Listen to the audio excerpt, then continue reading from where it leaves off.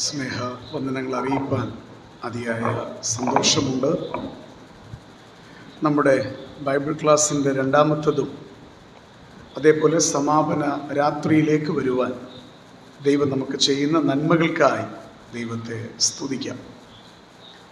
കർത്താവിൽ ഞാൻ സ്നേഹിക്കുന്ന നിങ്ങളെ ഓരോരുത്തരെയും കാണുവാൻ കഴിയുന്നതിൽ അതിയായ സന്തോഷമുണ്ട്. ഒരുപാട് പേരുടെ പേരെടുത്ത് പറയേണ്ടതാണ്. എന്നാൽ ഒരാളെ പറ്റി പറയാതിരുന്നാൽ അതൊരു നന്ദികേടായിത്തീരും. പ്രിയ രായിച്ചാന്, ഡോക്ടർ രായിച്ചാന്, അത് പറയാനൊരു കാര്യമുണ്ട്. പ്രിയ അനിയച്ചാൻ പ്രാർത്ഥിച്ചപ്പോഴും അതുപോലെ എബ്രഹാങ്ങൾ പറഞ്ഞപ്പോഴുമൊക്കെ പലപ്പോഴും ഞാൻ ശരീരത്തിൽ ബലഹീനനാണ് എന്നുള്ളത് ഓർമ്മപ്പെടുത്തുകയുണ്ടായി. ചില നാളുകൾക്ക് മുൻപ് ഞാൻ സ്ഥലം പറയുകയില്ല, കാരണം ആ സ്ഥലത്തുള്ളവർക്ക് ഇപ്പോഴും അറിയുകയില്ല. അതുകൊണ്ട് അത് തൽക്കാലം മറഞ്ഞിരിക്കുന്നത് നല്ലതാണ്. അന്ന് ആ കൺവെൻഷൻ കഴിഞ്ഞിറങ്ങുമ്പോൾ വലിയ പ്രയാസം ശരീരത്തിലുണ്ടായി. പ്രിയ എബി കെ ജോർജ് ബ്രദറും രായിച്ചാനെയും അന്ന് രാത്രിയിൽ എനിക്ക് മറക്കാൻ കഴിയില്ല. ആ രീതിയിൽ അദ്ദേഹത്തെ ദീർഘദൂരം യാത്ര ചെയ്ത് വന്ന് കാണുവാൻ കഴിഞ്ഞതിലേറെ സന്തോഷമുണ്ട്. ഇന്ന് രാത്രിയിൽ ഞാൻ സ്നേഹിക്കുന്ന ഓരോരുത്തരോടും ദൈവനാമത്തിൽ, നിങ്ങളെല്ലാവരും സ്നേഹിക്കുന്നവരാണ്, എൻ്റെ സ്നേഹവും നിങ്ങളുടെ പ്രാർത്ഥനയുടെ പിന്തുണയ്ക്ക് നന്ദിയും അറിയിച്ചുകൊണ്ട് തന്നെയുമല്ല, 2 സ്ഥലം സഭകൾ സംയുക്തമായി ക്രമീകരിച്ചിട്ടുള്ള ഈ ബൈബിൾ ക്ലാസ്സിൻ്റെ സമാപന രാത്രിയിലേക്ക് ദൈവം നമ്മളെ എത്തിച്ചതോർത്ത് നമുക്ക് ദൈവത്തെ സ്തുതിക്കാം. ഞാൻ മറ്റു മുഖവരയ്ക്കൊന്നും പോകാതെ ഇന്ന് രാത്രിയിൽ നമ്മുടെ പഠനം അത് ഇന്ന് രാത്രിയിലും തീർക്കാൻ കഴിയുകയില്ല. എന്നാൽ ദൈവം എൻ്റെ മനസ്സിൽ തന്നിട്ടുള്ള ചിന്തകൾ കർത്താവിൻ്റെ കൃപയിലേറെ ശരണപ്പെട്ടുകൊണ്ട് നമുക്ക് ചിന്തിക്കാം എന്നാണ് ആഗ്രഹിക്കുന്നത്. പരസ്യമായി പറഞ്ഞതുപോലെ 5 മിനിറ്റ് കൂടുതൽ തന്നിട്ടുണ്ട്. അതുകൊണ്ട് അതിനപ്പുറം ഞാൻ പോവുകയില്ല തീർച്ചയായിട്ടും. അതുകൊണ്ട് ആരും ക്ലോക്കെ നോക്കണ്ട, ഇവിടെയും ഉണ്ടെന്ന് എനിക്കറിയാം. ഞാൻ ഇന്നലെ പറഞ്ഞതുപോലെ ചുമച്ച് കാണിക്കുകയോ കോട്ടുമായിട്ട് കാണിക്കുകയോ ഒന്നും ചെയ്യരുത്, എഴുന്നേറ്റൊന്നും നിൽക്കരുത്. തക്ക സമയത്ത് ഞാൻ തീർച്ചയായിട്ടും ആ ശുശ്രൂഷ അവസാനിപ്പിക്കുന്നതാണ്. നമ്മൾ ചിന്തിക്കുന്ന വിഷയം എന്താണ് എന്ന് നമുക്കറിയാം. ഹൃദയകാഠിന്യം എന്നുള്ളതാണ്. നമ്മൾ ഇന്നലത്തെ ഭാഗം ഞാൻ വിശദീകരിക്കുന്നില്ലെങ്കിലും ഞാൻ അതിലേക്കൊന്ന് പോകാനായിട്ട് ആഗ്രഹിക്കുന്നു. ഇന്നലെ ഇല്ലാത്ത പല പ്രിയപ്പെട്ടവർ ഇന്നിവിടെ ഉണ്ട് എന്നുള്ളത് ഓർത്ത് ദൈവത്തെ സ്തുതിക്കുക. നമുക്ക് കഴിഞ്ഞ രാത്രിയിൽ വായിച്ച എല്ലാ വാക്യങ്ങളിലേക്കും ഇന്ന് രാത്രി പോയാൽ എങ്ങോട്ടും എത്താൻ പറ്റുകയില്ല. അതുകൊണ്ട് ഒരു വാക്യം മാത്രമാണ് നമ്മൾ പ്രധാനമായിട്ടും വായിക്കുന്നത്. എബ്രായ ലേഖനം 3-ാം അധ്യായം അതിൻ്റെ 7 മുതൽ 11 വരെയുള്ള 14 വരെയുള്ള വാക്യങ്ങളാണ് നമ്മുടെ ചിന്തയ്ക്ക് ആധാരമായിട്ടുള്ളത്. പക്ഷെ നമ്മൾ ഇപ്പോഴും ഒരു വാക്യത്തിലാണ് നിൽക്കുന്നത്. ആ ഒരു വാക്യത്തിലേക്ക് തന്നെ നമ്മുടെ ശ്രദ്ധ ഇന്ന് രാത്രി കൊണ്ടുപോകാം. സമയം തീരുമ്പോൾ ഞാൻ എൻ്റെ വാക്കുകൾ അവസാനിപ്പിക്കുന്നതാണ്. വളരെ പ്രാർത്ഥനയോടെ ഞാൻ അപേക്ഷിക്കുന്നു. വളരെ പ്രാർത്ഥനയോടെ വേണം ഇന്ന് രാത്രിയിൽ ആയിരിക്കാനായിട്ട്. കൃപയുടെ മറവിൽ ഞാൻ ശരണപ്പെടുകയാണ്. എനിക്ക് പറയാൻ ഒന്നുമില്ല. കർത്താവിന് എന്താണോ നമ്മോട് പറയാനുള്ളത് അത് അവിടെ നമ്മളോട് പറയാനായിട്ട് നമുക്ക് ദൈവകൃപയിൽ ഒരുമിച്ച് ശരണപ്പെടാം.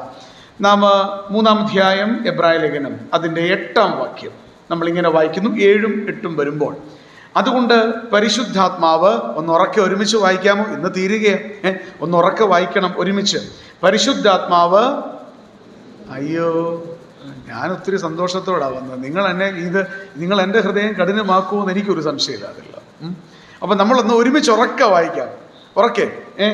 അതുകൊണ്ട് പരിശുദ്ധാത്മാവ് അരുളി ചെയ്യുന്നത് പോലെ ഇന്ന് നിങ്ങൾ അവിടുത്തെ ശബ്ദം കേൾക്കുന്നു എങ്കിൽ മരുഭൂമിയിൽ പരീക്ഷാ ദിവസത്തിലെ മത്സരത്തിൽ എന്ന പോലെ നിങ്ങളുടെ ഹൃദയം കഠിനമാക്കരുത്.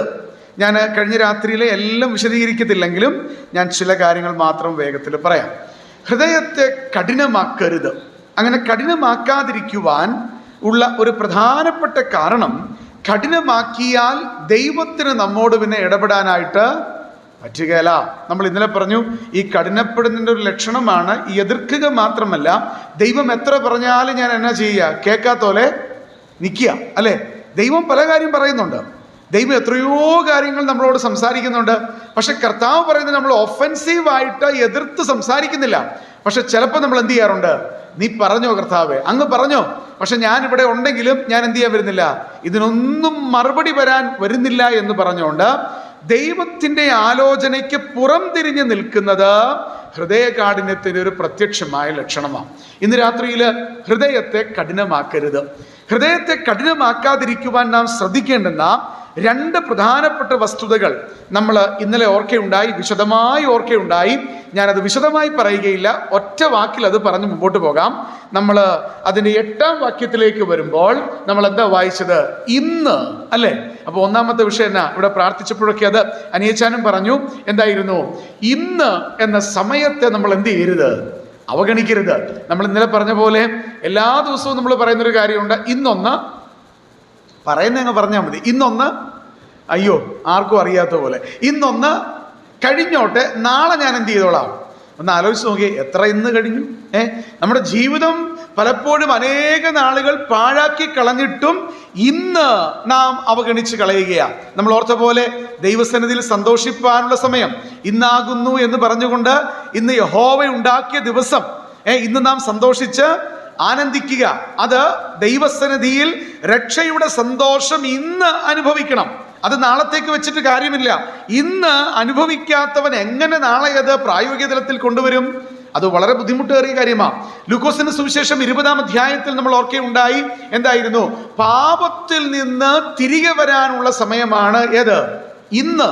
അപ്പൊ ഇന്നിനെ എന്ത് ചെയ്യരുത്? അല്ലയോ ചേച്ചാ? ഇന്നിനെ അവഗണിച്ചാൽ തീർച്ചയായിട്ടും എന്നാ സംഭവിക്കും? ഹൃദയം കഠിനപ്പെടും. രണ്ടാമത്തെ വിഷയവും 8-ാം വാക്യത്തിലായിരുന്നു. എന്നായിരുന്നു അവിടെ നമ്മൾ വായിച്ചത്? ഇന്ന് നിങ്ങൾ അവിടുത്തെ ശബ്ദം കേൾക്കുന്നുവെങ്കിൽ. ത്രിയേക ദൈവം ഇടപെടുകയാണ്. അത് നമ്മൾ വിശദമായിട്ട് ഓർത്തു. പിതാവാം ദൈവം ഇടപെടുന്നുണ്ട്, പുത്രനാം ദൈവം ഇടപെടുന്നുണ്ട്, പരിശുദ്ധാരൂപിയായ ദൈവം ഇടപെടുന്നുണ്ട്. അപ്പൊ ത്രിയേക ദൈവം ഇടപെടുന്നത് സഭകളോട് പറയുമ്പോൾ, ആത്മാവ് സഭകളോട് പറയുന്നത് ചെവിയുള്ളവൻ കേൾക്കട്ടെ. ആ കേൾക്കട്ടെ എന്ന് പറഞ്ഞാൽ അനുസരിക്കട്ടെ എന്നാണ്. അപ്പൊ കേൾക്കുക, വെറുതെ കേൾക്കുന്നില്ല, നമ്മളൊക്കെ കേൾക്കുന്നുണ്ട്. കേൾക്കാത്ത ആരും ഇന്ന് രാത്രി ഇവിടെ ഇല്ല. അപ്പൊ കേൾക്കുക എന്ന് പറഞ്ഞാൽ കേവലം കേൾക്കുക എന്നല്ല, മറിച്ച് ഞാൻ ദൈവസന്നിധിയിൽ കേട്ട കാര്യത്തോട് അനുസരണമുള്ളവനാണ്. അതാണ് അവിടുത്തെ ശബ്ദം കേൾക്കാൻ സമയം വേർതിരിക്കണം. എനിക്ക് തിരക്കുണ്ട് കർത്താവേ എന്ന് പറഞ്ഞാൽ ഹൃദയം കഠിനപ്പെട്ടു പോകും. എന്നാൽ എത്ര തിരക്കിന്റെ മധ്യത്തിലും ലോകത്തിലെ ഏറ്റവും പ്രധാനപ്പെട്ട വിഷയം നമ്മെ ഉണ്ടാക്കി നമ്മെ വീണ്ടെടുത്ത ദൈവത്തിന്റെ ശബ്ദം കേൾക്കുക എന്നുള്ളതാണ്. ആ ശബ്ദം കേൾക്കാൻ തടസ്സമായിട്ട് എന്തുണ്ടെങ്കിലും അതാദ്യം മാറ്റിവെക്കാൻ എല്ലാ വിശ്വാസികൾക്കും ഉത്തരവാദിത്തമുണ്ട്. അങ്ങാരായിരുന്നാലും ശരി, ദൈവശബ്ദം കേൾക്കാൻ തയ്യാറല്ലെങ്കിൽ അങ്ങയുടെ ഹൃദയം കഠിനപ്പെട്ടു പോകും. അതിനൊരു സംശയവും വേണ്ട. നമ്മൾ പിന്നെ ഓർത്തത് ഈ ഹൃദയം കഠിനപ്പെടുകയല്ല, അതിനെ എന്ത് ചെയ്യുകയാണ്? കഠിനമാക്കുകയാണ്.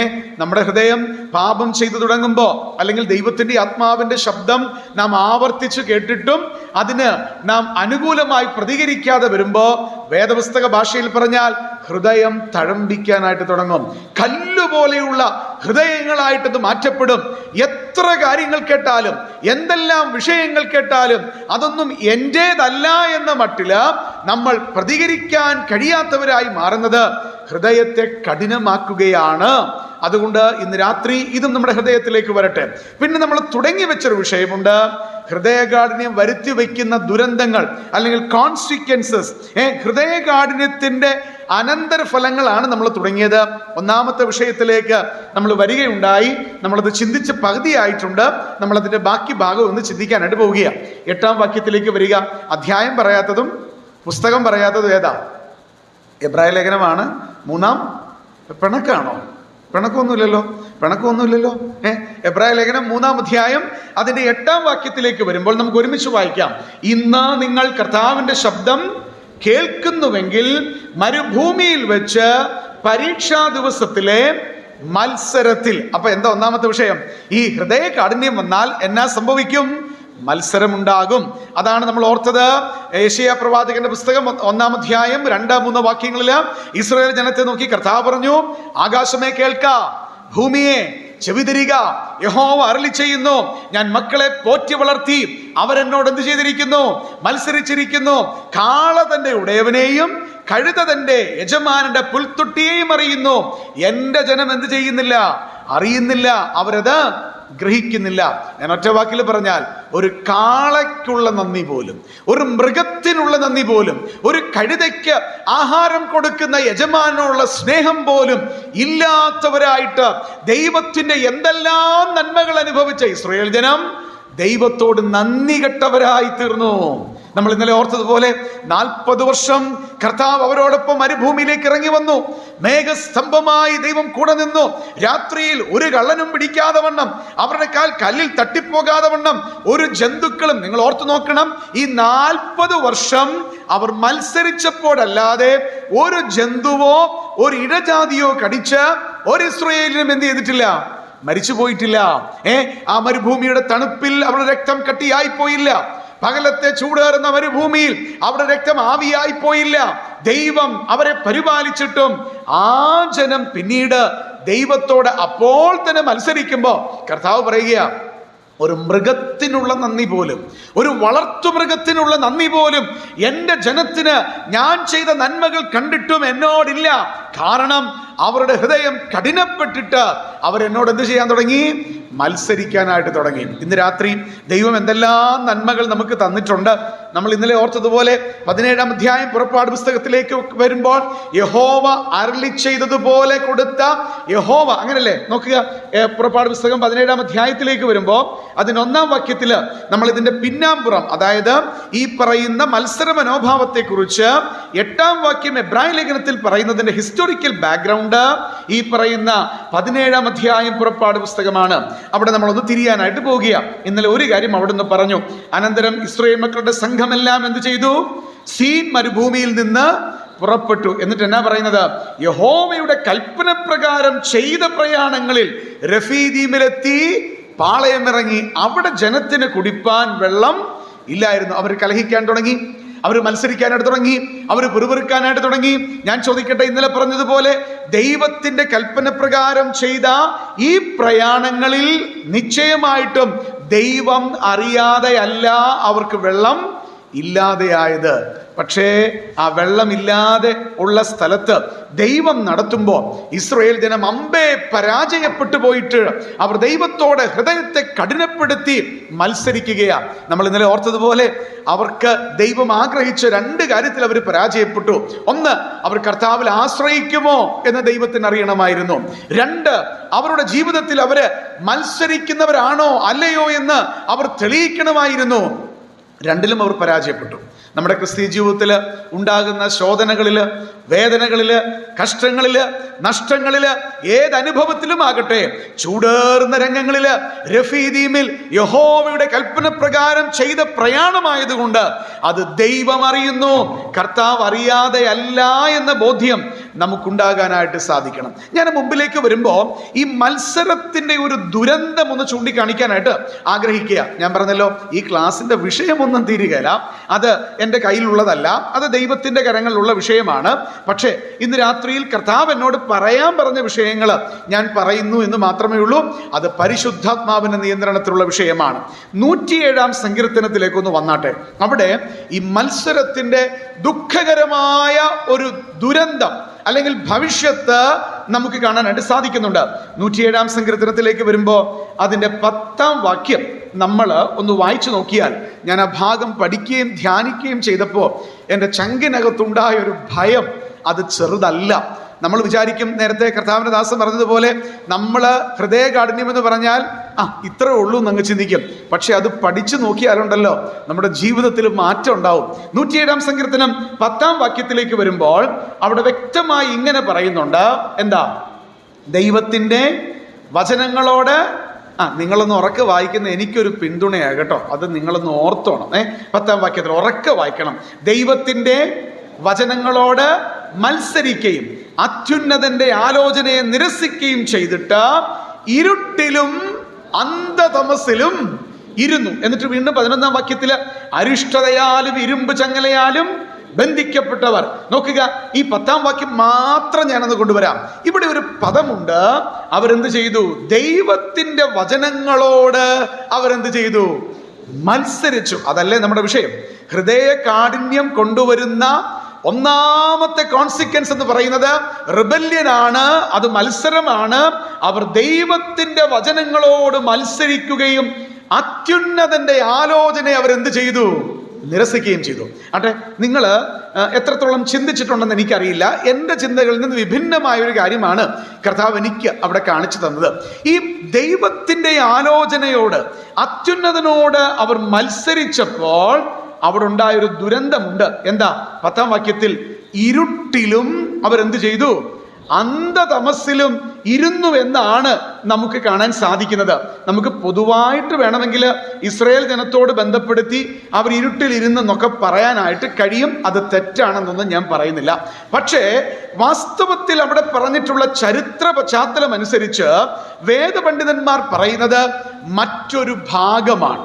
ആ മറ്റൊരു കോണ്ടെക്സ്റ്റിലേക്ക് അല്ലെങ്കിൽ മറ്റൊരു ഭാഗത്തിലേക്ക്, പാസേജിലേക്ക് പോയാൽ ഇവിടെ പറഞ്ഞിട്ടുള്ള ഇരുട്ടിലും അന്ധതമസ്സിലും ഇരുന്നു എന്ന് പറയുന്നത് എത്ര ദുഃഖകരമായ വസ്തുതയാണ് എന്ന് കാണാൻ സാധിക്കും. അതിലേക്ക് നമുക്ക് 3 വേദഭാഗങ്ങളാണ് ഉള്ളത്. ഞാൻ ഒരു വേദഭാഗമേ വായിക്കത്തുള്ളൂ, കാരണം 3ഉം ഒരു സംഭവമാണ്. നമുക്ക് രാജാക്കന്മാരുടെ 2-ാം പുസ്തകം 25-ാം അധ്യായം, അവിടെയാണ് ഒരു ഭാഗം. ഞാൻ അതിലേക്ക് തിരിച്ചു വരുന്നതാണ്. കുറിക്കുന്നവർക്ക് വേണ്ടി പറയാം. ആ ഇരുട്ടിലും അന്ധതമസ്സിലും ഇരുന്നു അവർ മത്സരിച്ചു. അതിന്റെ അനന്തരഫലമായിട്ട് ഇരുട്ടെന്ന് പറയുന്നത് ആ 107-ാം സങ്കീർത്തനത്തിൽ എന്താണ് എന്ന് നാം പറയുന്നതാണോ എന്ന് നോക്കാനായിട്ട് ഒരു ഭാഗത്തിലേക്ക് വരികയാണ്. 1 രാജാക്കന്മാരുടെ 2-ാം പുസ്തകം, 2 കിങ്സ് ചാപ്റ്റർ 25-ലാണ്. 2-ാമത്തെ ഭാഗം യിരെമ്യാ പ്രവാചകന്റെ പുസ്തകം 39-ാം അധ്യായം, അതിന്റെ 4 മുതൽ 8 വരെയുള്ള വാക്യങ്ങളാണ്.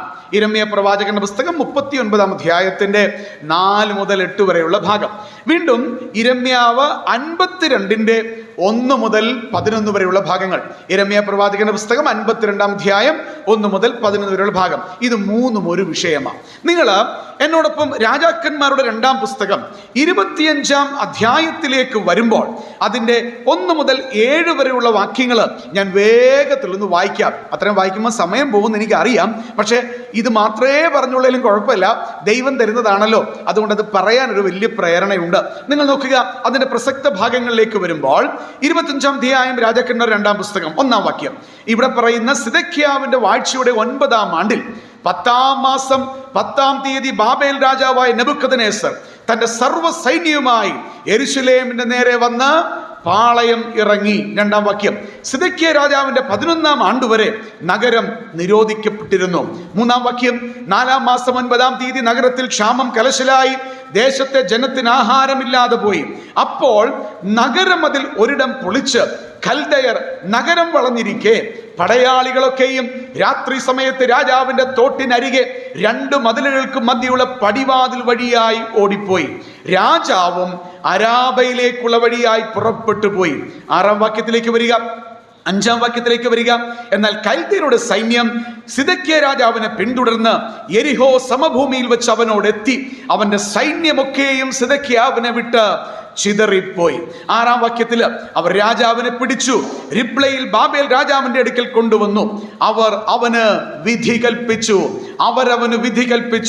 അവർ സിദെക്കീയാവിന്റെ പുത്രന്മാരെ അവൻ കാൺകെ കൊന്നുകളഞ്ഞു.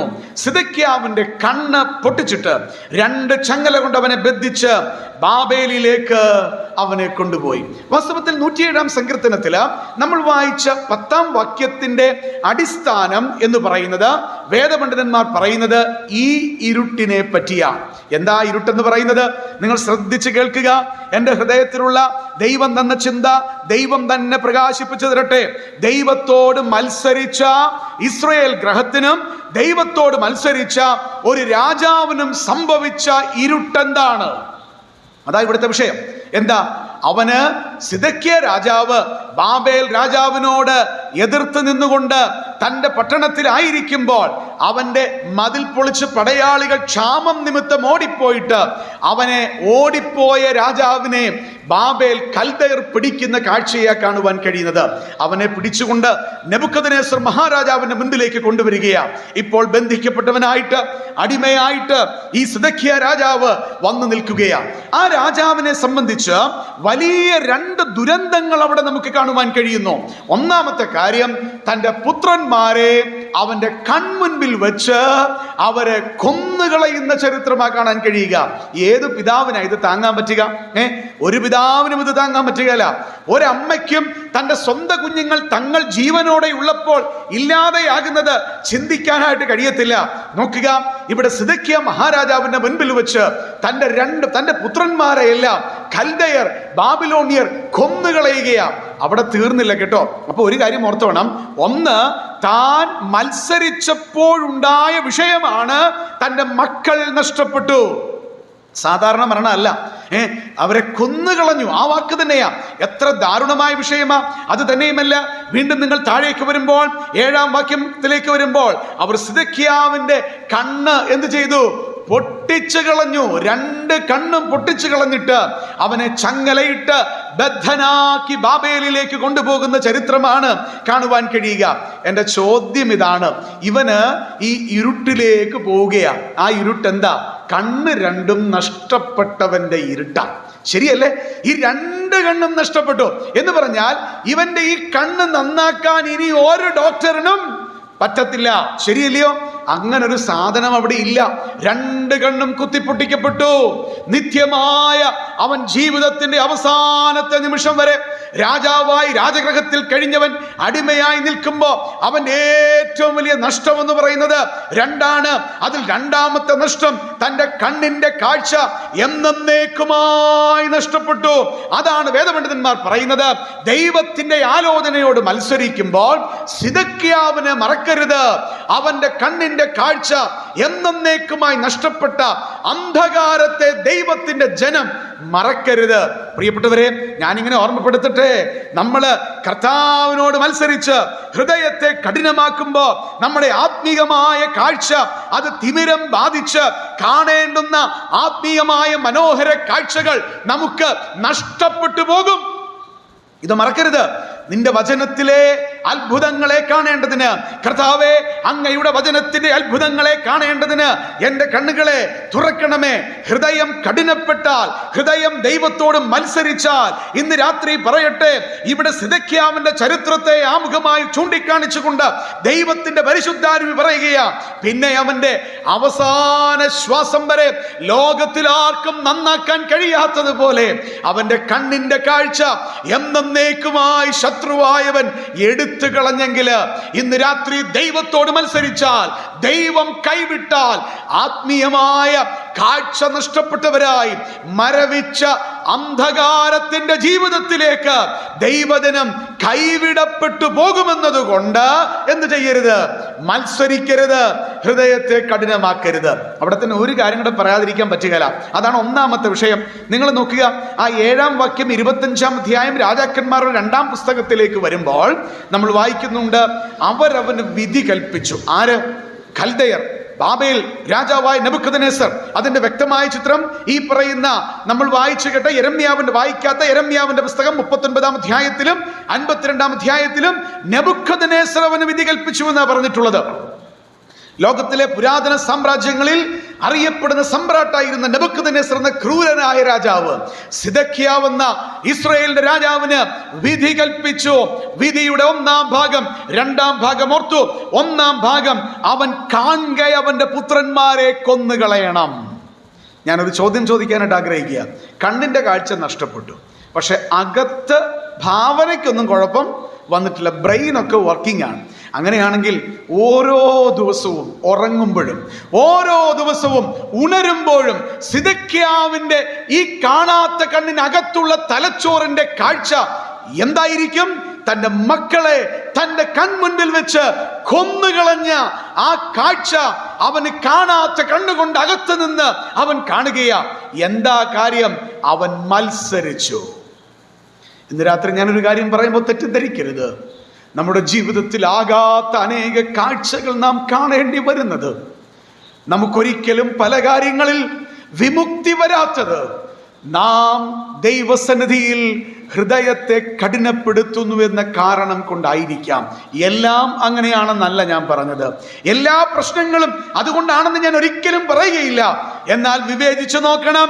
ചില കാര്യങ്ങളിൽ നാളുകളായി നിനക്ക് മാറ്റം വരാത്തത്, അല്ലയോ സഹോദര, അല്ലയോ സഹോദരി, മറയില്ലാതെ പറയട്ടെ, നിന്റെ ചങ്കിനകത്തെ ചില കാഴ്ചകൾ ആവർത്തിക്കപ്പെട്ടുകൊണ്ടിരിക്കുന്നത് നിന്റെ ഹൃദയത്തെ നീ കഠിനമാക്കി അത്യുന്നതന്റെ ആലോചനയോട്, ദൈവവചനത്തോട് നീ പുറംതിരിഞ്ഞ് ഇന്ന് രാത്രിയിലും തുടരുന്ന നിന്റെ നിഷേധാത്മകമായ മനോഭാവം കൊണ്ടാണ്. അതിനോട് വെള്ളം ചേർക്കാൻ എനിക്ക് പറ്റുകയില്ല. ഒരുപക്ഷെ ഇന്ന് രാത്രി എൻ്റെ സമാപന സന്ദേശമാണെങ്കിലും ദൈവം തരുന്നത് പറഞ്ഞിട്ട് മാത്രമേ ഞാൻ ഇവിടുന്ന് പോകുകയുള്ളൂ. അതുകൊണ്ട് വ്യക്തമായി ഞാൻ പറയട്ടെ, ജീവിതത്തിൽ ദൈവത്തോട് മത്സരിക്കരുത്. അതിന് അവകാശം നമുക്കില്ല. അത് മാരകമായ പാപമാ.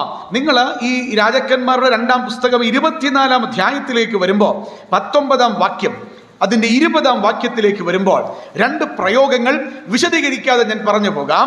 ഈ 19-ാം വാക്യത്തിൽ എന്താ വായിക്കുന്നത്? യെഹോയാക്കീം ചെയ്തതുപോലൊക്കെയും സിദക്കിയാവ് യഹോവയ്ക്ക് അനിഷ്ടമായുള്ളത് ചെയ്തു. എന്താ കാര്യം? അത് മത്സര, ഹൃദയകാഠിന്യമാ. രാജാക്കന്മാർക്കെല്ലാം നമുക്കറിയാം, രാജാക്കന്മാർക്ക് പ്രമാണം കൊടുക്കുമ്പോൾ ശലോമോനൊക്കെ അത് തെറ്റിച്ചിട്ടുണ്ട്. ഞാൻ ഇന്ന് രാവിലെയും രാജാക്കന്മാരുടെ 1-ാം പുസ്തകം 10-ാം അധ്യായത്തിന്റെ ആ എഴുത്തിൽ ഇങ്ങനെ ഇരിക്കുകയായിരുന്നു. ഞാൻ ഒരു കാര്യം പറയാം. അവിടെ എന്നെ ശ്രദ്ധിപ്പിച്ചൊരു കാര്യമുണ്ട്. മനുഷ്യർ ശലോമോന് പല കാര്യങ്ങൾ നല്ലതാണെന്ന് പറഞ്ഞപ്പോഴും രാജാക്കന്മാരുടെ കയ്യിൽ എഴുതി കൊടുക്കുന്ന ന്യായപ്രമാണ പുസ്തകത്തിന്റെ പകർപ്പ് കയ്യിൽ വെച്ചുകൊണ്ട് ഈ രാജാക്കന്മാർ പാപം ചെയ്യുമ്പോൾ അത്യുന്നതനായ ദൈവം അവിടുന്ന് ന്യായവിധി നടത്താൻ തുടങ്ങുകയായിരുന്നു. പുസ്തകമില്ലാഞ്ഞിട്ടല്ല നമ്മൾ ഹൃദയം കഠിനമാക്കുന്നത്, ആണോ? പുസ്തകമില്ലെന്ന് പറഞ്ഞാൽ ജോയിച്ചാൻ ഇവിടെയുണ്ട്, പുസ്തകം കൊടുത്തിട്ടേ പോകാവൂ. പക്ഷെ കാശില്ലെന്ന് വെള്ളപ്പേപ്പറിൽ എഴുതി തരണം. എനിക്കൊരു വേദപുസ്തകം വാങ്ങാൻ എത്ര പുസ്തകം കയ്യിലുണ്ട്. എന്നിട്ടും എന്തേ നന്നാകുന്നില്ല? എന്നിട്ടും എന്തേ ഇന്ന് രാത്രിയിലും മത്സരിക്കുന്നു? എന്നിട്ടും എന്തേ ഹൃദയത്തെ കഠിനമാക്കുന്നു? അല്ലയോ സഹോദര, സഹോദരി, അറിഞ്ഞില്ലെന്ന് പറയാൻ എനിക്കോ നിങ്ങൾക്കോ യാതൊരു ലുഭോളുമില്ല. ഇവിടെ ഇതാ സിദക്കിയാവിനെ പറ്റി പറയുക 19-ാം വാക്യത്തില്.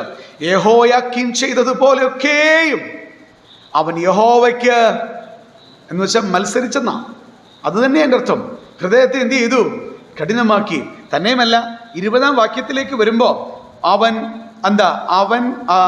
യഹോവയുടെ കോപം ഹേതുവായി യെരൂശലേമിനും യഹൂദയ്ക്കും അങ്ങനെ ഭവിച്ചു. അവനൊടുവിൽ ഈ 2 കൂട്ടരെയും, യെരൂശലേമിലെ ഈ പറയുന്ന യഹൂദായെയും ഇവരെ എല്ലാം തൻ്റെ സന്നിധിയിൽ നിന്ന് നീക്കിക്കളഞ്ഞു. അടുത്ത വാക്ക്, എന്നാൽ സിദക്കിയാവും ബാബേൽ രാജാവിനോട് മത്സരിച്ചു. ദൈവത്തോട് മത്സരിച്ചപ്പോൾ, ദൈവകൽപ്പനയ്ക്ക് വിരുദ്ധമായി നിന്നപ്പോൾ എന്ത് സംഭവിച്ചു എന്നറിയാമോ? അവന്റെ ജീവിതത്തില് അരുതാത്ത കാര്യത്തിലെ മത്സരം അവൻ മനുഷ്യനോടും കാണിക്കാനായിട്ട് തുടങ്ങി. ഇന്ന് രാത്രിയില് കൂട്ടു സഹോദരനോട് എന്തിനാ മത്സരിക്കുന്നത്? എന്തിനാ സഭയോട് മത്സരിക്കുന്നത്? എന്തിനാണ് നിങ്ങളോട് ചില കാര്യങ്ങൾ പറയുന്നവരോട്, ദൈവദാസന്മാരോട് കോപവും ക്രോധവും മത്സരവും വയ്ക്കുന്നത്? സംശയിക്കണ്ട, ഹൃദയം ശരിയല്ലാത്തോണ്ടാ. മത്സരിക്കുന്നത് ഹൃദയകാഠിന്യം കൊണ്ട് തന്നെയാണ്. അതുകൊണ്ട് ഇവിടെ വ്യക്തമായിട്ട് പറയുക, ഈ അന്ധകാരത്തിലേക്ക് കണ്ണുകൾ കുത്തി പൊട്ടിക്കപ്പെട്ടവനായി മഹാരാജാവായിരുന്നവൻ അടിമയായി ബദ്ധനായി കൊണ്ടുപോകപ്പെട്ട് ചങ്ങല ധരിച്ച് ഒരു അടിമയ്ക്ക് തുല്യം സ്വന്തം മക്കളുടെ മരണവും കണ്ട് മരണത്തോളം ഹൃദയത്തിനകത്ത് ആ കാഴ്ചയും പേറി നടക്കുന്ന വല്ലാത്ത ഒരു കാഴ്ചയുണ്ടല്ലോ. ആ അന്ധകാരമാണ് അത്യുന്നതനോട് മത്സരിക്കുമ്പോൾ ജീവിതത്തിൽ സംഭവിക്കുന്നത്. ഇന്ന് രാത്രി വളരെ സിൻസിയറായി, വളരെ സ്നേഹത്തോടെ കർത്താവ് തന്ന വചനത്തോട് നീതി പുലർത്തി മുഖം നോക്കാതെ ഞാൻ ഇന്ന് രാത്രി ഇങ്ങനെ പറയട്ടെ, ദൈവത്തോട് മത്സരിച്ചാൽ ജീവിതത്തിൽ മറക്കാൻ കഴിയാത്ത ഇരുട്ടിലേക്ക് പോയി എന്ന് വന്നേക്കാം. അതുകൊണ്ട് ഇന്ന് രാത്രി കർത്താവിനോട് എന്തെങ്കിലും പാപം ഏറ്റുപറയാത്തതുണ്ടെങ്കിൽ, സഹോദര, ഒരു വാക്കായിരിക്കാം, ഒരു വാക്ക്, ഒരു ചിന്തയായിരിക്കാം, ദൈവഹിതത്തിന് വിപരീതമായി തന്നെത്താൻ ഒന്ന് പ്രശംസ കിട്ടാൻ ചെയ്ത ഒരു പ്രവൃത്തിയായിരിക്കാം. പക്ഷെ ആ പ്രവൃത്തി നിന്റെ ജീവിതത്തിൽ വരുത്തുന്നത് മത്സരമാണെങ്കിൽ അതിൻ്റെ ദുരന്തങ്ങൾ ജീവിതത്തിന്റെ അന്ത്യം വരെ അവസാനിക്കേണ്ടതായിട്ട് വരും, അനുഭവിക്കേണ്ടതായിട്ട് വരും. അത് വരാതെ ഇരിക്കേണ്ടതിന് ഇന്ന് രാത്രി തന്നെ, ഇപ്പോൾ തന്നെ, ഇന്ന് തന്നെ ദൈവത്തിന്റെ ശബ്ദത്തോട് അനുകൂലമായിട്ട് പ്രതികരിക്കണം. ആരാന്നൊന്നും നോക്കണ്ട. ദൈവം മുൻപാകെ നമ്മുടെ കുറ്റങ്ങൾ സമ്മതിക്കുന്നതിന് അവിടെ നമ്മൾ വലിപ്പ ചെറുപ്പമൊന്നുമില്ല. ഉണ്ടോ? ഒന്നുമില്ല. അതൊക്കെ നമ്മുടെ ചിന്തയാണ്. ദൈവം എന്നിൽ പ്രസാദിക്കുന്നു എന്ന തിരിച്ചറിവിനേക്കാൾ ജീവിതത്തിൽ തൃപ്തി തരുന്ന വേറെ ഒരു ചിന്തയുമില്ല. അതുകൊണ്ട് ഇന്ന് രാത്രി അങ്ങനെ ഒരു പ്രസാദം ലഭിച്ചിട്ടില്ല, എനിക്ക് ലഭിക്കുന്നില്ല, ഞാൻ അനുഭവിക്കുന്നില്ല എന്ന് വന്നിട്ടുണ്ടെങ്കിൽ സംശയിക്കേണ്ട, മത്സരമുണ്ട്. ഈ മത്സരം നമ്മൾ പോലും അറിയാതെ കിടക്കുന്നതായിരിക്കാം. ഇന്ന് രാത്രിയിൽ അതൊന്ന് ചിന്തിക്കുക. കർത്താവേ, എൻ്റെ ഹൃദയകാഠിന്യം അത് മത്സരത്തിലേക്ക് കൊണ്ടുപോകരുത്. കൊണ്ടുപോയാൽ നാം വായിക്കുന്ന പോലെ അത്യുന്നതന്റെ ആലോചനകളോട് മത്സരിച്ചാൽ, ദൈവവചനത്തോട് നോ പറഞ്ഞാൽ, നിരസിച്ചാൽ, ഇരുട്ടും അന്ധതമസ്സും ജീവിതത്തിലേക്ക് വരും. അതുകൊണ്ട് ഇന്ന് രാത്രി ദൈവജനമായി ഇസ്രായേലിന് വന്നത്, പുതിയ നിയമ ഇസ്രായേലിന്റെ അംഗങ്ങളായ ദൈവത്തിന്റെ സഭയ്ക്ക് വരാതിരിക്കാനായിട്ട് ഈ ചിന്ത ഹൃദയത്തിലേക്ക് ഒന്ന് ആവാഹിക്കാനായിട്ട് സാധിക്കണം. അതാണ് ഒന്നാമത്തെ വിഷയം. ഹൃദയകാഠിന്യത്തിന്റെ ഫസ്റ്റ് കോൺസിക്വൻസ് എന്ന് പറയുന്നത് ഇറ്റ് ഈസ് റിബല്യൻ. അത് മത്സരമാണ്, അത് മറക്കരുത്. രണ്ടാമത്തെ കോൺസിക്വൻസ് എബ്രായ ലേഖനം 3-ാം അധ്യായത്തിലേക്ക് വരുമ്പോൾ നമ്മൾ അതിന്റെ 9-ാം വാക്യത്തിലാണ് വായിക്കുന്നത്. എബ്രായ ലേഖനം 3-ാം അധ്യായം അതിന്റെ 9-ാം വാക്യത്തിലേക്ക് വരുമ്പോൾ നമ്മൾ എന്താ വായിക്കുന്നത്? അവിടെ വെച്ച് നിങ്ങളുടെ പിതാക്കന്മാർ എന്നെ പരീക്ഷിച്ചു, 40 ആണ്ട് എൻ്റെ പ്രവൃത്തികളെ കണ്ടിട്ടും അവരെന്ത് ചെയ്തു? ശോധന ചെയ്തു. അതിൻ്റെ ആദ്യത്തെ ഭാഗമാണ് രണ്ടാമത്തെ വിഷയം. ഈ ഹൃദയകാഠിന്യം കൊണ്ടുവരുന്ന രണ്ടാമത്തെ ദുരന്തം എന്താണെന്ന് ചോദിച്ചാൽ, അവിടെ വെച്ച് നിങ്ങളുടെ പിതാക്കന്മാർ എന്നെ പരീക്ഷിച്ചു എന്നുള്ളതാണ്. എവിടെ വെച്ച് പരീക്ഷിച്ചു? പുറപ്പാട് പുസ്തകം 17-ാം അധ്യായമാണ് നാം ഓർക്കുന്നത്. അവിടെ നമ്മൾ കാണുവാൻ സാധിക്കുന്ന രഫീദീമിൽ വെച്ച്, നമ്മൾ നേരത്തെ ഓർത്ത പോലെ യഹോവയുടെ കൽപ്പന പ്രകാരം ചെയ്ത പ്രയാണങ്ങളിൽ വെള്ളമില്ല എന്ന് കണ്ടപ്പോൾ അവരെന്ത് ചെയ്തു? ദൈവത്തെ പരീക്ഷിച്ചു. അതല്ലേ 2-ാം വാക്യം 17-ാം അധ്യായം, ബുക്ക് ഓഫ് എക്സോഡസ്, പുറപ്പാട് പുസ്തകം 17-ാം അധ്യായം 2-ാം വാക്യത്തിൽ രഫീദീമിൽ വെച്ച് അതിന്റെ ഒടുവിലത്തെ വാക്യത്തിൽ, നമ്മൾ 2-ാം വാക്യത്തിന്റെ ഒടുവിലത്തെ ഭാഗത്തിൽ വായിക്കുന്നു, നിങ്ങൾ യഹോവയെ പരീക്ഷിക്കുന്നത് എന്ത്? അപ്പൊ എന്താ? ഹൃദയകാഠിന്യം ഉണ്ടായാൽ മത്സരമുണ്ടാകും. മത്സരമുണ്ടായാൽ അത് അവിടെ നിൽക്കത്തില്ല. അതുകൊണ്ടാണ് ഈ പാപത്തെ കുറിച്ചുള്ള ബോധം വരുമ്പോൾ, അല്ലെങ്കിൽ തെറ്റാണെന്ന് ബോധ്യപ്പെടുന്ന നിമിഷം എന്ത് ചെയ്തോണം? അതങ്ങ്, അല്ലേ തോമസ് ബ്രദറെ, അതങ്ങ് എന്ത് ചെയ്തോണം? തൻ്റെ ലംഘനങ്ങളെ മറയ്ക്കുന്നവനോ ശുഭം വരികയില്ല എന്ന് പറഞ്ഞാൽ, മലയാള ഭാഷ പറഞ്ഞാൽ ഗുണം പിടിക്കുകയില്ല എന്ന് എൻ്റെ അർത്ഥം. ഉള്ളതങ്ങ് പറഞ്ഞ, തൻ്റെ ലംഘനങ്ങളെ മറയ്ക്കുന്നവനോ ശുഭം വരികയില്ല. അവയെ ഏറ്റുപറഞ്ഞു ഉപേക്ഷിക്കുന്നവനോ ഏറ്റുപറയും നമ്മള്, പക്ഷെ എന്നാ ചെയ്യത്തില്ല? ഉപേക്ഷിക്കത്തില്ല. ശരിയല്ലേ? എത്ര സോറി പറഞ്ഞിട്ടുണ്ട് എല്ലാ വർഷത്തിൻ്റെ ഒടുവിലും. ഇവിടെ ഉണ്ടോയെന്ന് എനിക്കറിയത്തില്ല. നമ്മൾ പറയുന്ന സാക്ഷ്യത്തിൽ എന്നും പറയാം, കഴിഞ്ഞ വർഷം എനിക്കൊന്നും ചെയ്യാൻ പറ്റില്ല, അടുത്ത വർഷം ഞാൻ ഇത് തന്നെ ചെയ്യും, അല്ലയോ? എല്ലാ പ്രാവശ്യവും ഞാൻ തെറ്റുകാരനാണ് എന്ന് പറയുന്നത് കേൾക്കാനല്ല ദൈവം ആഗ്രഹിക്കുന്നത്. ആണോ? ഏറ്റു പറഞ്ഞാൽ പോരാ, പിന്നെ എന്നാ ചെയ്യണം? ഏറ്റു പറഞ്ഞിട്ട് ഉപേക്ഷിക്കണം. കാരണം ഇന്ന് രാത്രിയിൽ അത് ഓർത്തോണം. കൃപയുടെ മറവിൽ നിൽക്കുമ്പോൾ അത് സാധ്യമാണ്. ഞാൻ ഒന്നുമല്ല എന്ന് എനിക്ക് മനസ്സിലായാൽ എനിക്ക് ക്ഷമ പറയാൻ ബുദ്ധിമുട്ടുണ്ടോ? ആണോ? ഞാനൊന്നും അല്ല. നമ്മൾ ആരും കൃപ കൊണ്ടല്ലാതെ ഒന്നും പ്രാപിച്ചിട്ടില്ല. 2 പ്രസംഗം പ്രസംഗിക്കുന്നതോ, അല്ലെങ്കിൽ വേറൊരു കാര്യം ചെയ്യുന്നതോ, ലോകപ്രകാരം ഒരു വലിയ ജോലി ചെയ്യുന്നതോ, ഇതൊന്നും നമ്മുടെ വലിപ്പം കൊണ്ടല്ല, കൃപയാൽ ദൈവം തരുന്നതാണ്. അങ്ങനെ മനസ്സിലാക്കിയാൽ എന്തേലും പാപമുണ്ടെന്ന് തോന്നിയാൽ അപ്പം തന്നെ നമുക്ക് മുട്ടുമടക്കാനായിട്ട് സാധിക്കും. എന്നാൽ അത് മടക്കാതെ ഹൃദയത്തെ കഠിനപ്പെടുത്തുമ്പോൾ മത്സരമുണ്ടാകുന്നു. മത്സരത്തിൽ തുടർന്നാൽ ദൈവത്തെ പരീക്ഷിക്കുന്നു. ദൈവത്തെയാ പരീക്ഷിക്കുന്നത്. നിങ്ങൾ ഈ പറയുന്ന പുറപ്പാട് പുസ്തകം 17-ാം അധ്യായം കഴിഞ്ഞ് അതിൻ്റെ 17-ന്റെ 2-ാം വാക്യം നമ്മൾ ഓർത്തു. നിങ്ങൾ യഹോവയെ പരീക്ഷിക്കുന്നത് എന്ത് എന്ന് പറഞ്ഞു. ഇനി നിങ്ങൾ എന്നോടൊപ്പം ആവർത്തന പുസ്തകം 6-ാം അധ്യായത്തിന് 16-ാം വാക്യത്തിലേക്ക് വന്നേ. ആവർത്തനം എന്ന് പറഞ്ഞാൽ എന്താ? പഴയ കാര്യങ്ങളൊക്കെ വീണ്ടും, ആവർത്തന പുസ്തകം എന്ന് പറഞ്ഞാൽ തന്നെ ഈ ഇസ്രായേലിന്റെ ചരിത്രവും മറ്റു കാര്യങ്ങളൊക്കെ വീണ്ടും എന്ത് ചെയ്യുക? റിപ്പീറ്റ് ചെയ്യുക അല്ലേ? അപ്പൊ ആവർത്തന പുസ്തകത്തിൽ ആവർത്തിച്ചൊരു കാര്യം പറഞ്ഞു. എന്താ? 6-ാം അധ്യായം അതിന്റെ 16-ാം വാക്യത്തിലേക്ക് വരുമ്പോൾ, നിങ്ങൾ മസായിൽ വെച്ച് പരീക്ഷിച്ചതുപോലെ നിങ്ങളുടെ ദൈവമായ യഹോവയെ നിങ്ങൾ എന്ത് ചെയ്യരുത്? പരീക്ഷിക്കരുത്. അപ്പൊ എന്റെ ചോദ്യം ഇതാണ്, ദൈവം ആവർത്തിച്ച് പറഞ്ഞപ്പോ ദൈവത്തിന് ഉൾക്കൊള്ളാൻ കഴിയാത്ത പാപമായിട്ട് അതിരുന്നു, ശരിയല്ലേ? നമ്മൾ ചില കാര്യങ്ങൾ പിന്നെ പറഞ്ഞുകൊണ്ടിരിക്കും. നമ്മൾ മലയാള ഭാഷയിൽ സാധാരണ പറയുന്നത് പറയും, എത്ര മറന്നിട്ടും അങ്ങോട്ട് തികട്ടി വരിക അല്ലേ? കാര്യം എന്നാ? ആ തികട്ടി വരാനുള്ള കാരണം അത് ഹൃദയത്തെ അത്രമാത്രം എന്ത് ചെയ്തിട്ടുണ്ട്? ബാധിച്ചിട്ടുണ്ട്, മതിച്ചിട്ടുണ്ട്, വേദനിപ്പിച്ചിട്ടുണ്ട്. സ്വർഗത്തിലെ ദൈവം ഈ പറയുന്ന പുറപ്പാട് പുസ്തകത്തില് ഈ മസാനാളിലെ കാര്യം പറഞ്ഞിട്ട് കർത്താവ് പറഞ്ഞു, നിങ്ങൾ എന്നെ പരീക്ഷിക്കുന്നത് എന്ത്? അതേ ദൈവം ആവർത്തന പുസ്തകത്തിലേക്ക് വരുമ്പോൾ വീണ്ടും പറയുന്നു, നിങ്ങൾ അന്ന് മസായിൽ വെച്ച് പരീക്ഷിച്ചതുപോലെ നിങ്ങളുടെ ദൈവമായ യഹോവയെ നിങ്ങൾ എന്ത് ചെയ്യരുത്? പരീക്ഷിക്കരുത്. ഇന്ന് രാത്രി ദൈവം ആവർത്തിച്ച് നമ്മളോടത് പറയുകയാ, വീണ്ടും പറയുകയാ, അല്ലയോ കുഞ്ഞുങ്ങളെ, നിങ്ങൾ പണ്ട് ചെയ്ത ആ മത്സരമുണ്ടല്ലോ, ആ കഠിനമായ ശിക്ഷയുണ്ടല്ലോ, ആ പരീക്ഷയുണ്ടല്ലോ, നിങ്ങളുടെ ഹൃദയം എൻ്റെ നേരെ കല്ലുപോലെയാക്കിയിട്ട് ഞാൻ പറഞ്ഞത് കേൾക്കാതെ നിങ്ങൾ ജീവിച്ച ജീവിതമുണ്ടല്ലോ, ഇനി അത് വരരുത്. അതെന്നെ ഒത്തിരി എന്ത് ചെയ്യുന്നുണ്ട്? കർത്താവ് പറയുക, എന്നെ വേദനിപ്പിക്കുന്നുണ്ട്.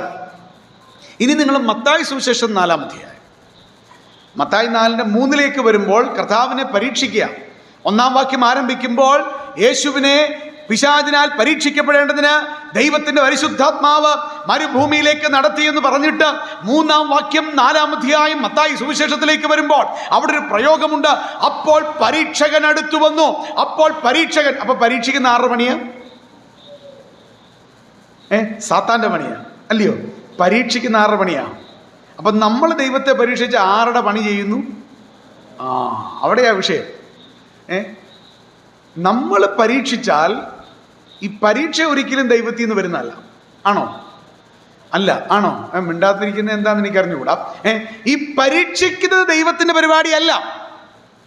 പരീക്ഷയും ഈ പറഞ്ഞ കാര്യങ്ങളും എല്ലാം ചിന്തിക്കുമ്പോൾ മത്തായി സുവിശേഷം 4-ാം അധ്യായം 3-ാം വാക്യത്തിൽ യേശു കർത്താവിന്റെ പരീക്ഷയോട് ബന്ധപ്പെട്ട് പറയുന്നു, അപ്പോൾ പരീക്ഷകൻ അടുത്തു വന്നു. വീണ്ടും മത്തായി 4-ന്റെ 7 പുള്ളി പല കാര്യവും പറഞ്ഞു, പിശാച് പല കാര്യവും പറഞ്ഞു. അപ്പൊ കർത്താവ് ഒരു കാര്യം പറയുന്നുണ്ട്, നിന്റെ ദൈവമായ കർത്താവിനെ പരീക്ഷിക്കരുത്. നിന്റെ ദൈവമായ കർത്താവിനെ പരീക്ഷിക്കരുത്. പിശാചിനോട് പറയുകയാ. പിശാച് ചെയ്ത പണി നാം ചെയ്താൽ നമ്മുടെ കർത്താവ് അത് എങ്ങനെ കാണും എന്ന് ഇന്ന് രാത്രിയിൽ അവരവർ ചിന്തിക്കണം. നമ്മൾ പിശാചിനെ സഹായിക്കണ്ട. പിശാചിനെ നമുക്ക് സഹായിപ്പാൻ അനുവാദമില്ല. അവൻ ദൈവത്തിന്റെ ശത്രുവാണ്, ദൈവജനത്തിന്റെ ശത്രുവാണ്. അർത്ഥാൽ നമ്മുടെ ശത്രുവാണ്. അവൻ ദൈവസഭയുടെ ശത്രുവാണ്. നമ്മുടെ കർത്താവ് പറഞ്ഞു, ഞാൻ എൻ്റെ സഭയെ പണിയും, പാതാള ഗോപുരങ്ങൾ അതിനെ ജയിക്കയില്ല. കർത്താവിന്റെ വരവ് വരെ ദൈവസഭയോടുള്ള പോരാട്ടം പാതാള ഗോപുരങ്ങൾ ചെയ്യുമ്പോൾ അവന്റെ പണി ചെയ്യുന്ന വിശ്വാസികൾ അകത്തുണ്ടാകരുത്. ദൈവം പറയുന്നു, പിശാച് പരീക്ഷകനാണ്, നിങ്ങൾ പരീക്ഷിക്കരുത് ദൈവത്തെ. ഇനി എബ്രായ ലേഖനം 3-ാം അധ്യായം നമ്മൾ വായിച്ച 9-ാം വാക്യത്തിൽ അവിടെയും പറയുകയാ, നിങ്ങളുടെ പിതാക്കന്മാർ പണ്ടെന്നെ എന്ത് ചെയ്തു?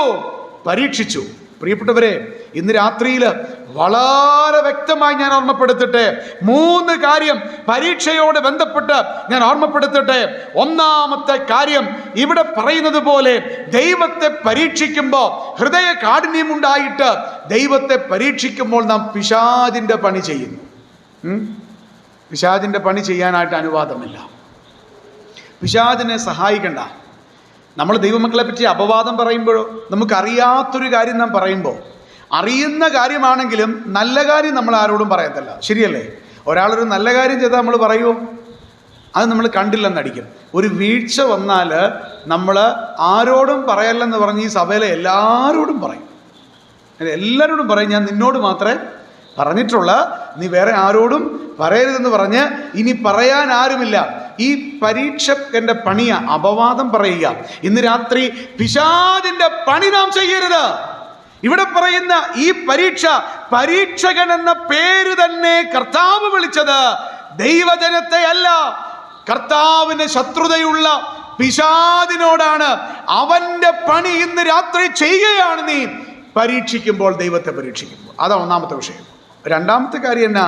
നമ്മൾ ഓർത്ത പോലെ ആവർത്തിച്ച് ആവർത്തന പുസ്തകം 6-ാം അധ്യായത്തിന് 16-ാം വാക്യത്തിലും, ഈ പറയുന്ന പുറപ്പാട് പുസ്തകം 17-2-ാം വാക്യത്തിലും, അതേപോലെ ഈ മത്തായി സുവിശേഷം 4-ാം അധ്യായം 7-ാം വാക്യത്തിലും, അതേപോലെ എബ്രായ ലേഖനം 3-ാം അധ്യായത്തിന്റെ 9-ാം വാക്യത്തിലും ആവർത്തിച്ച് പറയുമ്പോൾ ഈ പരീക്ഷ കർത്താവിന്റെ ഹൃദയത്തിനുണ്ടാക്കുന്ന ദുഃഖം. ഇന്ന് രാത്രി കർത്താവിനെ എന്തിലെങ്കിലും പരീക്ഷിച്ചിട്ടുണ്ടോ? ദൈവം മതിയായവനല്ല എന്ന് തോന്നിയിട്ടുണ്ടോ? സംശയിച്ചിട്ടില്ലേ? നമുക്കെല്ലാവർക്കും അത് വന്നിട്ടുണ്ട് ചില പ്രത്യേക ജീവിത സാഹചര്യങ്ങളിൽ. ഒരു കാര്യം മനസ്സിലാക്കണം, നിങ്ങളെക്കാളൊക്കെ പ്രായത്തിൽ പലപ്പോഴും ഞാൻ കുറവാണ്. എന്നെക്കാൾ ശ്രേഷ്ഠരാണ് നിങ്ങളെല്ലാവരും. എന്നെക്കാൾ അനുഭവ സമ്പത്തുള്ള ധാരാളം ദൈവദാസന്മാർ ഈ കൂട്ടത്തിലുണ്ട്. പക്ഷേ എൻ്റെ ജീവിതത്തിൽ ഞാൻ പറയട്ടെ, ഞാൻ ആ സംഭവം നിങ്ങളോട് പറയുന്നില്ല. ചില പ്രത്യേകമായ ദുഃഖങ്ങൾ, ചില പ്രത്യേകമായ തടസ്സങ്ങൾ, അല്പം കൂടെ കൃത്യമായി പറഞ്ഞാൽ അടുത്ത ദിവസം എന്ത് ചെയ്യണമെന്നറിയാത്ത ചില പ്രത്യേക സമയങ്ങൾ. ആ സമയത്ത് നാം ദൈവത്തോട് ചില ചോദ്യങ്ങൾ ചോദിച്ചുവെന്ന് വരാം. പക്ഷെ ആ സമയങ്ങൾ അനുവദിക്കുന്നത് പരീക്ഷകളെ ജയിക്കുവാൻ തക്കവണ്ണം കർത്താവ് മതിയായവനാണ് എന്ന് നാം അനുഭവത്തിൽ നിന്ന് പഠിക്കാനായിട്ടാണ്. എന്നാൽ ആ അനുഭവത്തിൽ നിന്ന് പഠിക്കാൻ കഴിയാതെ നമ്മുടെ ദൃഷ്ടി കർത്താവിൽ നിന്ന് മാറിയിട്ട് നാം മെല്ലെ പിശാചിന്റെ ഇംഗിതങ്ങൾക്ക് വഴങ്ങി കർത്താവിനോട് ചോദ്യം ചെയ്യാൻ ആരംഭിക്കുമ്പോൾ കർത്താവ് പറയുക, കുഞ്ഞെ, അതെൻ്റെ ജീവിതത്തിന് എനിക്കേറെ ദുഃഖമാ. കാരണം നിന്നെ വിളിച്ച ഞാൻ വിശ്വസ്തന, ഒടുവോളം ചുമക്കാമെന്ന് പറഞ്ഞത് ഞാൻ തന്നെയാ. ഞാൻ ഉവെന്ന് പറഞ്ഞാൽ ഉവെന്നും ഇല്ല എന്ന് പറഞ്ഞാൽ ഇല്ല എന്നുമാ. ഞാൻ വാഗ്ദത്തങ്ങളിൽ വിശ്വസ്തന, പിന്നെ നീ എന്തിനാ സംശയിക്കുന്നേ? ഇന്ന് രാത്രി കർത്താവിന്റെ ഹൃദയത്തിന് നാം ദുഃഖമുണ്ടാക്കിയിട്ടുണ്ടോ? ദൈവമുഖത്തേക്കാണോ നാം ആദ്യം നോക്കുന്നത്? ജീവിതത്തിന്റെ പ്രതിസന്ധികളില്, ജീവിതത്തിന്റെ ബുദ്ധിമുട്ടുകളില്, ശുശ്രൂഷയുടെ കണ്ണുനീരില് ഞാൻ ഓർമ്മപ്പെടുത്തട്ടെ, ദൈവത്തെ പരീക്ഷിക്കുന്ന വാക്കുകൾ നാം പറഞ്ഞിട്ടുണ്ടെങ്കിൽ അത് ഹൃദയം കഠിനപ്പെട്ടു പോയത് കൊണ്ടാ. എന്നാൽ ഇന്ന് രാത്രി ആ കൃപാസനത്തിലേക്ക് തിരിച്ചു വന്നിട്ട് തമ്പുരാനോട് പറയണം, കർത്താവേ, എനിക്കങ്ങനെ പറ്റിപ്പോയി. ഞാൻ ശുശ്രൂഷയുടെ ആദ്യ നാളുകളിൽ, അന്ന് ഞങ്ങൾ അടൂരാണ്, എൻ്റെ കല്യാണത്തിൻ്റെ തലേ ദിവസം എനിക്ക് എൻ്റെ അപ്പൻ തരുന്നതല്ല, ഒന്നും എൻ്റെ കയ്യിലില്ല. ദൈവകൃപയാ നല്ലൊരു അപ്പനായിരുന്നു. അന്ന് കല്യാണത്തിൻ്റെ തലേ ദിവസം എനിക്ക് അല്പം ടെൻഷനൊന്നും ഇല്ലാതിരുന്നില്ല, ഉണ്ടായിരുന്നു. അത് പെണ്ണ് കെട്ടാൻ പോകുന്നവർക്ക് അറിയാം, ഉണ്ടായിരുന്നു. അപ്പോൾ അന്ന് സഭയിലെ പ്രായമുള്ള ചില പ്രിയപ്പെട്ടവരെന്ന് ചോദിച്ചു, എന്നാ ജെയിംസിൻ്റെ മുഖത്തൊരു വിഷമം? ഉത്തരം ഞാൻ പറഞ്ഞില്ല, അപ്പം പറഞ്ഞു, ജീവിതഭാരമാണ്. അന്ന് രാത്രി പപ്പ എന്നെ വിളിച്ചിട്ട് എന്നോട് പറഞ്ഞു, പിറ്റേ ദിവസം എൻ്റെ കല്യാണം, ഇതുകൊണ്ടാ എൻ്റെ പേഴ്സ് അവിടെ ഇരിപ്പുണ്ട്, നീ എന്നോട് ചോദിക്കണ്ട, നിനക്കും അവൾക്കും എന്ത് വേണമെങ്കിലും നീ എടുത്തോളൂ. എന്നിട്ട് പപ്പ എന്നോട് മറ്റൊരു കാര്യം കൂടെ പറഞ്ഞു. അതിതാ, എന്നോട് ചോദിച്ചു, ഈ സഭയിൽ നല്ല പൈസയുള്ള ഒരാൾ നിനക്ക് വേണ്ടപ്പോഴൊക്കെ തരാമെന്ന് പറഞ്ഞാൽ ഇന്ന് രാത്രി നീ ഉറങ്ങുമോ? ഉറങ്ങുകയില്ല. ഞാൻ പറഞ്ഞു, നന്നായി ഉറങ്ങും. അപ്പോൾ പപ്പ അടുത്തൊരു ചോദ്യം ചോദിച്ചു, അപ്പൊ നിനക്ക് അത്രയും പോലും കർത്താവിനെ വിശ്വാസമില്ലേ? ഇന്ന് രാത്രിയിൽ ആ വിശ്വാസത്തിന്റെ കുറവ് പിറുപിറുക്കലിലേക്കും ദൈവം എന്നെ നടത്തുമോ എന്ന ചിന്തയിലേക്കും കൊണ്ടുവരും. എന്നാൽ തിരിഞ്ഞൊന്ന് നോക്കിയേ, ഇതുവരെ നടത്തിയവൻ ഒരു നിമിഷം പോലും നമ്മളെ കൈവിട്ടില്ല. അങ്ങനെ കൈവിട്ടിരുന്നെങ്കിൽ നാം ഇന്ന് രാത്രി ഇവിടെ ഉണ്ടാകുമായിരുന്നില്ല. ഞാൻ ഓർമ്മപ്പെടുത്തട്ടെ, കൃപയുടെ കരുതലിന്റെ കരങ്ങൾക്ക് കീഴെ നമ്മളെ വഹിച്ചുകൊണ്ട് അവൻ പോയിട്ടുണ്ടെങ്കിൽ ഇന്ന് രാത്രി പരീക്ഷണത്തിന്റെ എന്തെങ്കിലും ഒരു അനുഭവം ജീവിതത്തിൽ തെളിഞ്ഞു വരുന്നുണ്ടെങ്കിൽ കർത്താവിനോട് പറയ, എനിക്ക് തെറ്റുപറ്റിപ്പോയെന്ന്. എന്തുമാകട്ടെ അത് സമ്മതിക്കണം. ഇനി മറ്റൊരു കാര്യം, ഈ പരീക്ഷ വന്നാൽ ഹൃദയകാഠിന്യം മത്സരം കൊണ്ടുവരും. മത്സരം എന്ത് കൊണ്ടുവരും? ദൈവത്തെ പരീക്ഷയിലേക്ക് കൊണ്ടുവരും. ആട്ടെ, ഈ പരീക്ഷിച്ച സംഭവിക്കുന്ന മറ്റൊരു കുഴപ്പമുണ്ട്. അത് പുറപ്പാട് പുസ്തകം 17-ാം അധ്യായത്തിന്റെ 7-ാം വാക്യത്തില്, book of Exodus chapter 17 verse 7. അവിടെ നമ്മൾ എന്താ വായിക്കുന്നത്? 7-ാം വാക്യത്തില് ഇസ്രായേൽ മക്കളുടെ കലഹം നിമിത്തവും, പിന്നെ ഇസ്രായേൽ മക്കളുടെ കലഹം നിമിത്തവും. എന്നോട് ചേർന്ന് വായിച്ച എനിക്ക് സന്തോഷമാണ് കേട്ടോ. ഒത്തിരി ആരും സപ്പോർട്ട് ചെയ്യുന്നില്ല, അതുകൊണ്ട് അങ്ങനെ വരുമ്പോൾ എനിക്കൊരു വിഷമമാണ്. നിങ്ങൾ അങ്ങനെ എന്നെ പരീക്ഷിക്കല്ലേ. 7-ാം വാക്യത്തില് ഇസ്രായേൽ മക്കളുടെ കലഹം നിമിത്തവും യഹോവ ഞങ്ങളുടെ ഇടയിൽ ഉണ്ടോ ഇല്ലയോ എന്നവർ യഹോവയെ പരീക്ഷിക്കുന്ന നിമിത്തവും അവൻ ആ സ്ഥലത്തിന് മസാ പരീക്ഷയെന്നും മെരീബ കലഹമെന്നും പേരിട്ടു. അതിനെ ഞാൻ ഇങ്ങനെ അങ്ങ് ക്രോഡീകരിക്കാം. പരീക്ഷ വന്നാൽ, ഹൃദയകാഠിന്യം വന്നാൽ, മത്സരം വന്നാൽ പേരുപോലും മാറും അല്ലേ? ആ സ്ഥലത്തിന്റെ പേര് പിന്നെ എന്ത് ചെയ്തു? മാറ്റപ്പെട്ടു അല്ലേ? ദൈവം ഈ സ്ഥലത്ത് തന്റെ ജനത്തെ കൊണ്ട് ഒരു രഫീദി, ആ രഫീദിന്റെ പേരിപ്പോ എന്നാ? 2 പേരായിപ്പം. ഒന്ന് മസ, 2 എന്നതാ? മെരീബ. ഇത് രണ്ടും ഭാഷ അറിയാവുന്നവർക്ക് കേൾക്കുമ്പോൾ ഇസ്രായേലിന് മനസ്സിലാവും. മസ എന്ന് പറഞ്ഞാൽ അതിൻ്റെ അർത്ഥം എന്നാ? പരീക്ഷ എന്നാ. അവർ ദൈവത്തെ പരീക്ഷിച്ച ഇടം. നല്ലതല്ല പിന്നെ ഓർമ്മ വരുന്നത്.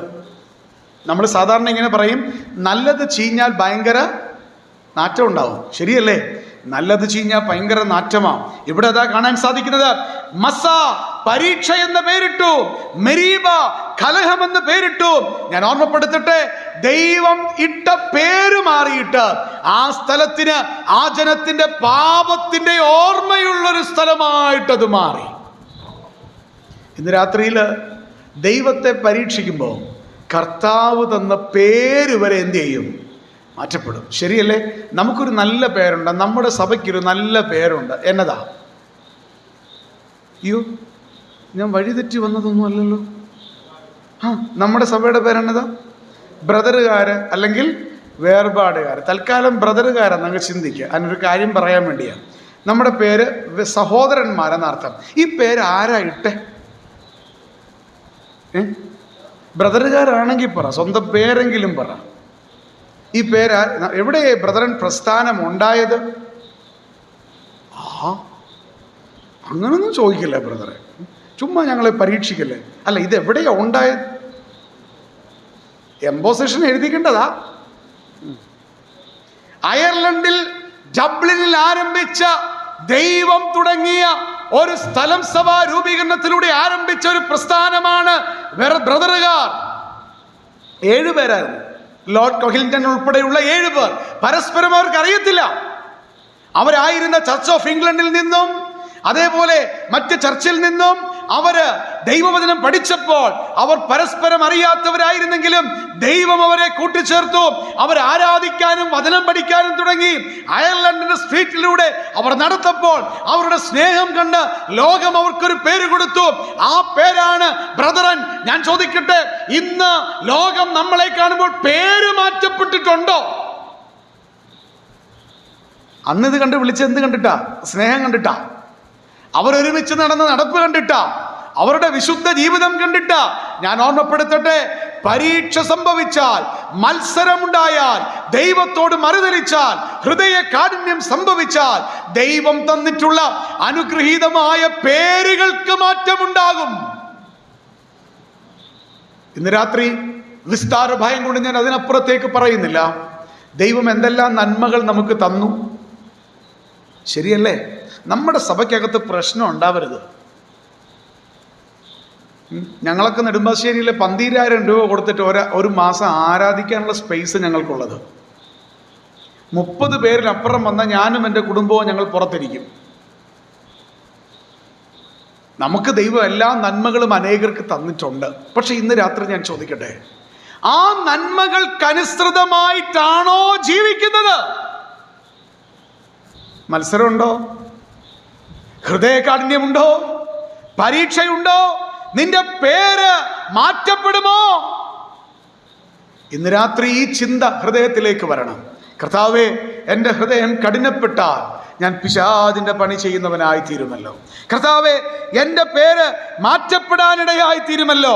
എൻ്റെ ദൈവമേ, ഹൃദയം കഠിനപ്പെട്ട് ഞാൻ പരീക്ഷിക്കാനായിട്ട് തുടങ്ങിയ കർത്താവേ, അത് അവിടുത്തെ ഹൃദയത്തിന് ആവർത്തിച്ചെന്നോട് നീ അരുത് എന്ന് പറയുന്ന അനുഭവത്തിലേക്ക് ഞാൻ വരുമല്ലോ. അതെനിക്ക് വരാതെ എൻ്റെ ജീവിതം അങ്ങയോട് വിധേയപ്പെട്ട് ജീവിക്കുവാൻ എപ്പോഴും സോഫ്റ്റായ ഒരു ഹൃദയം എനിക്ക് തരണമേ. സോഫ്റ്റായ ഹൃദയമാണെങ്കിൽ പാപം ചെയ്താൽ കണ്ണ് നിറയും അല്ലേ? ഇന്നലെ പറഞ്ഞ പോലെ നമ്മളൊരാളോട് തെറ്റ് ചെയ്താൽ ആ തെറ്റ് ഏറ്റു പറയാതെ പിന്നെ എന്നാൻ പറ്റത്തില്ല, ഉറങ്ങാനായിട്ട്. തെറ്റൊക്കെ ചെയ്തു, കുഴപ്പമൊന്നുമില്ല, കൂർക്കം വലിക്കുന്നുണ്ടെങ്കിൽ നിന്നെ ദൈവം ശരിയായി തെറ്റുകാരനെന്നേ പറയത്തുള്ളൂ.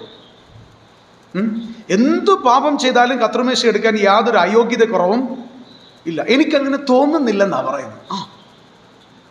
ദൈവം അല്ലെങ്കിൽ ദൈവവചനത്തിൽ നിന്ന് പറഞ്ഞാൽ പറയും, എനിക്കങ്ങനെ തോന്നുന്നില്ല.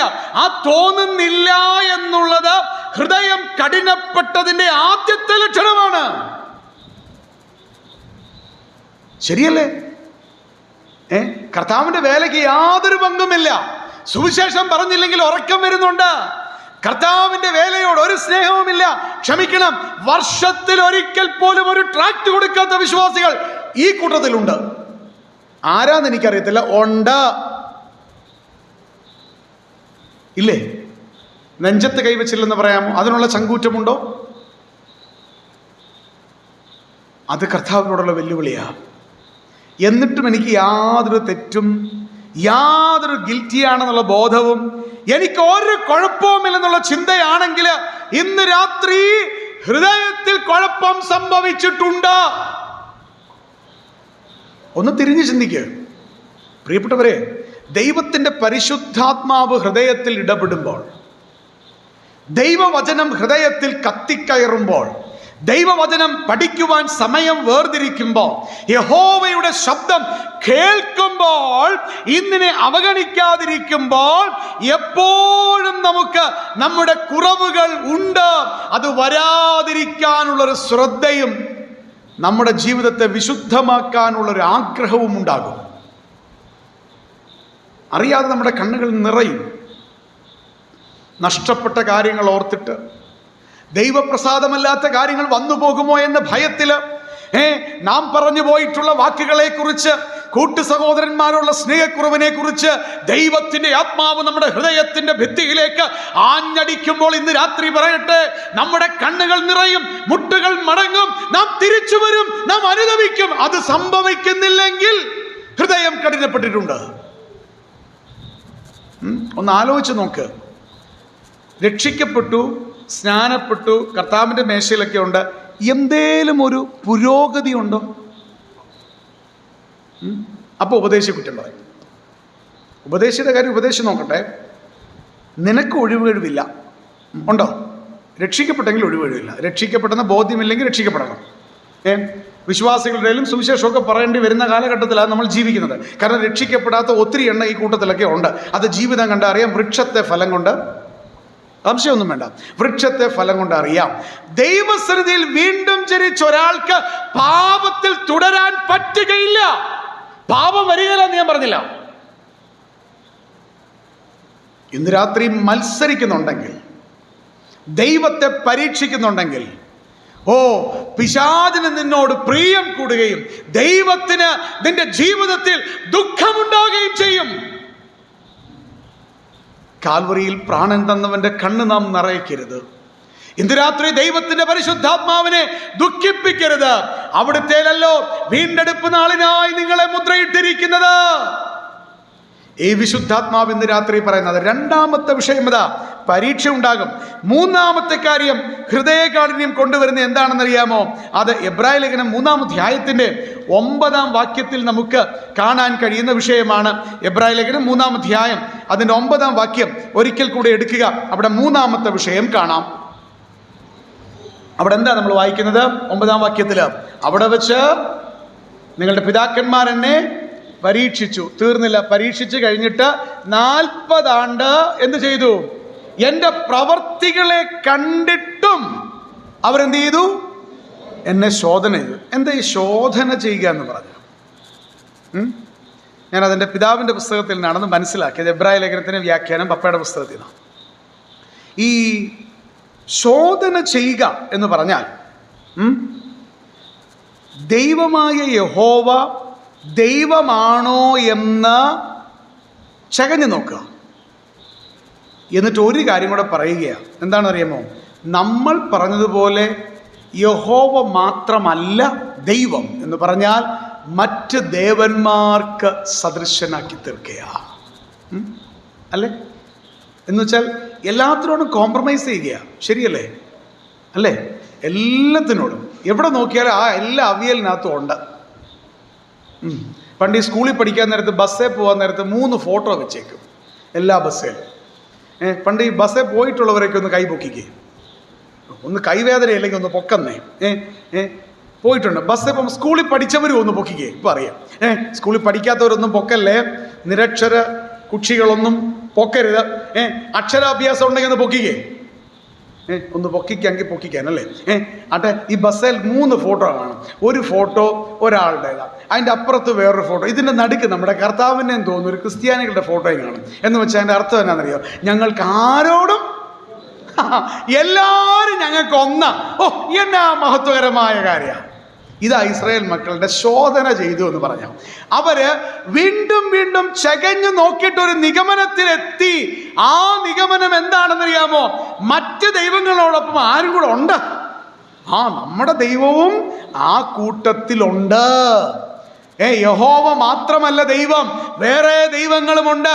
ഞാൻ ഈ പറഞ്ഞ ശരിയാണോ എന്നറിയാൻ നിങ്ങൾ വേദപുസ്തകത്തിൽ ഒന്ന് നോക്കിയാൽ മതി. എന്നോടൊപ്പം 106-ാം സങ്കീർത്തനത്തിലേക്കൊന്ന് വരാമോ? സങ്കീർത്തനങ്ങൾ 106 ഒന്ന് വേഗത്തിലെടുത്താട്ടെ. 106-ാം സങ്കീർത്തനത്തിലേക്ക് വരുമ്പോൾ അതിൻ്റെ 19, 20 വാക്യങ്ങളിൽ നമ്മൾ ഇപ്പൊ പറഞ്ഞ വിഷയം കാണാൻ സാധിക്കും. എന്താ വായിക്കുന്നത്? Psalm 106 verses 19 and 20. 19, 20 വാക്യങ്ങൾ 106-ാം സങ്കീർത്തനത്തില് അവർ ഹോരേബിൽ വെച്ച് ഒരു കാളക്കുട്ടിയെ ഉണ്ടാക്കി, വാർത്തുണ്ടാക്കിയ വിഗ്രഹത്തെ അവരെന്ത് ചെയ്തു? നമസ്കരിച്ചു. ഇങ്ങനെ അവർ തങ്ങളുടെ മഹത്വമായവനെ പുല്ല് തിന്നുന്ന കാളയോട് സദൃശമാക്കി തീർത്തു, സദൃശനാക്കി തീർത്തു. അതല്ലേ ഇവിടെ പറഞ്ഞു. അപ്പൊ ഇസ്രായേൽ ജനത്തിന് ഇപ്പോഴത്തെ ഭാവം, അവരൊരു ചോദ്യം ചോദിക്കുന്നുണ്ട്. അത് പുറപ്പാട് പുസ്തകത്തിലാണ്. നമ്മൾ അതിലേക്ക് വരാം. ഇവിടെ ഒന്ന് നോക്കുക. 19-ാം വാക്യത്തിൽ അവർ ഹോരേബിൽ വെച്ച് എന്തുണ്ടാക്കി? ഒരു കാളക്കുട്ടി ഉണ്ടാക്കി. ദൈവത്തിന്റെ ഹൃദയം എത്ര തകർന്നിട്ടുണ്ട്. അന്നേരം അവരെന്ത് ചെയ്തുകൊണ്ടിരിക്കുക? ദൈവം അവരെ കൊണ്ടുവന്നുകൊണ്ടിരിക്കുക. ആ രാത്രിയിലും അവരുടെ തലയ്ക്ക് മീതെ എന്തുണ്ട്? അഗ്നിസ്തംഭമുണ്ട്. മറക്കരുത്. ആ പകലിൽ അവരുടെ തലയ്ക്ക് മീതെ മേഘസ്തംഭമുണ്ട്. അപ്പോഴും ദൈവത്തിന്റെ പരിപാലനം അവരുടെ ശിരസിന്മീതെ ആ മരുഭൂമിയിലുണ്ട്. അപ്പോഴാണ് അവരെന്ത് ചെയ്യുന്നത്? അവർ പറയുന്ന കാര്യം, ഹോരേബിൽ വെച്ചൊരു കാളക്കുട്ടി ഉണ്ടാക്കിയത് മാത്രമല്ല, വാർത്തുണ്ടാക്കിയ വിഗ്രഹത്തെ അവരെന്ത് ചെയ്തു? നമസ്കരിച്ചു. ദൈവം അതിനെ എങ്ങനെയാ കണ്ടത്? അതാണ് 20-ാം വാക്യം. ഇങ്ങനെ ഇസ്രായേൽ തങ്ങളുടെ മഹത്വമായവനെ, അവരുടെ മഹത്വം വാസ്തവത്തിൽ എന്താ? അവരുടെ ദൈവമാ. സ്തോത്രം. ഇന്ന് രാത്രിയിൽ നമ്മുടെ മഹത്വം എന്താ? ഭൗമികമായ യാതൊരു കാര്യങ്ങളുമല്ല. നമ്മുടെ ഇടയിലുള്ള നമ്മളാരുമല്ല. ദൈവജനത്തിന് മഹത്വത്തിന്റെ ആധാരം ഒന്ന് മാത്രമേ ഉള്ളൂ, അത് നമുക്കൊരു ദൈവമുണ്ട്. ഹല്ലേലൂയ.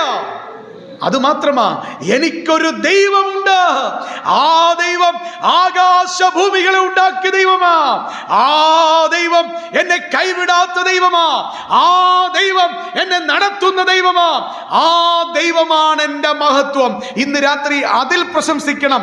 അതാണ് അപ്പോസ്തലനായ പൗലോസ് പറഞ്ഞത്, എനിക്കോ കർത്താവായ യേശുക്രിസ്തുവിന്റെ ക്രൂശിലല്ലാതെ പ്രശംസിക്കാൻ മറ്റൊന്നുമില്ല. അതാ 20-ാം വാക്യം.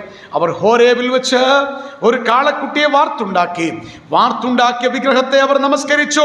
ഇങ്ങനെ അവർ തങ്ങളുടെ മഹത്വമായവനെ പുല്ലു തിന്നുന്ന കാളയോട് സദൃശനാക്കി തീർത്തു. പ്രിയപ്പെട്ടവരെ, ഇത് എത്രമാത്രം ദുഃഖം കർത്താവിന്റെ ഹൃദയത്തിൽ ഉണ്ടാക്കി. നിങ്ങൾ നോക്കുക, പുറപ്പാട് പുസ്തകത്തിലേക്കൊന്ന് വരാമോ? അതിന് 32-ാം അധ്യായം, പുറപ്പാട് പുസ്തകം 32-ാം അധ്യായം. അവിടേക്ക് വരുമ്പോൾ നമുക്ക് കാണുവാൻ സാധിക്കുന്നത്, പുറപ്പാട് പുസ്തകം 32-ാം അധ്യായം, അതിനു മുൻപ് ഒരു മിനിറ്റ് 24-ാം അധ്യായത്തിലേക്ക് ഒന്ന് വന്നു കഴിഞ്ഞാൽ, ഒരു മിനിറ്റ്, 24-ാം അധ്യായം, 24 പുറപ്പാട് പുസ്തകം, ഒരു സെക്കൻഡ് 24-ാം അധ്യായത്തിൻ്റെ അതിൻ്റെ 24-ാം അധ്യായത്തിലേക്ക് വരുമ്പോൾ, 24-ാം അധ്യായം പുറപ്പാട് പുസ്തകത്തിലേക്ക് വരുമ്പോൾ അവിടെ മോശ പർവ്വതത്തിലേക്ക് കയറിപ്പോകുകയാണ്. ശരിയല്ലേ? നിങ്ങൾ നോക്കുക, നമ്മൾ അതിൻ്റെ 24-ാം അധ്യായം അതിൻ്റെ 13-ാം വാക്യത്തിലേക്കൊക്കെ വരുമ്പോൾ നമ്മൾ വായിക്കുന്നുണ്ട്, അങ്ങനെ മോശയും അവൻ്റെ ശുശ്രൂഷക്കാരനുമായ യോശുവയും എഴുന്നേറ്റ് മോശ ദൈവത്തിൻ്റെ പർവ്വതത്തിൽ കയറി. 12-ാം വാക്യത്തിൽ, പിന്നെ യഹോവ മോശയോട്, നീ എൻ്റെ അടുക്കൽ പർവ്വതത്തിൽ കയറി വന്ന് അവിടെ ഇരിക്കുക. അങ്ങനെ ദൈവത്തിന്റെ അടുത്തേക്ക് ഇസ്രായേൽ ജനത്തിനു വേണ്ടി മോശ എന്ന ദൈവത്തിന്റെ ഭൃത്യൻ കയറിപ്പോയി. അവിടാണ് കാണുവാൻ സാധിക്കുക. 15-ാം വാക്യം 24-ാം അധ്യായം. അങ്ങനെ മോശ പർവ്വതത്തിൽ കയറിപ്പോയി, ഒരു മേഘം പർവ്വതത്തെ മൂടി. യഹോവയുടെ തേജസ്സും സീനായി പർവ്വതത്തിൽ ആവസിച്ചു. മേഘം 6 ദിവസം അതിനെ മൂടിയിരുന്നു. അവൻ 7-ാം ദിവസം മേഘത്തിന് നടുവിൽ നിന്ന് മോശയെ വിളിച്ചു. യഹോവയുടെ തേജസ്സിന്റെ കാഴ്ച പർവ്വതത്തിന് മുകളിൽ കത്തുന്ന തീ പോലെ ഇസ്രായേൽ മക്കൾക്ക് തോന്നി. മോശയോ മേഘത്തിന് നടുവിൽ പർവ്വതത്തിൽ കയറി.